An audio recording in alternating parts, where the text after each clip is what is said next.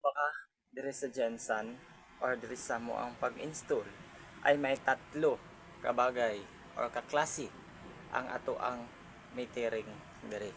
So clustering, metering, and pedestal or underground. So ipapakita natin. So let's go.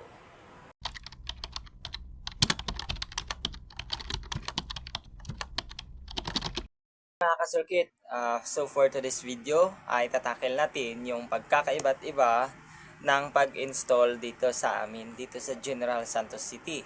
So mayroon tayong clustering, metering, and pedestal. So i-discuss natin, ilalagay ko dito sa itaas. Ito, yan yung ating metering pool. Then, yan yung ating ginagamit sa mga temporary attach or temporary connection. So ito din yung ating clustering. Yan yung clustering na yun yung ginagamit or na-applyan doon sa loan pailaw or yung project ng ating LGU or yung ating promo ng ating electricity company. Then ito din yung ating naka-pedestal.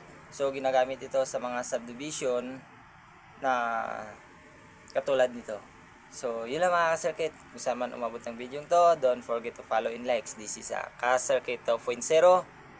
Magandang Jensen sa ating lahat. Thank you for watching.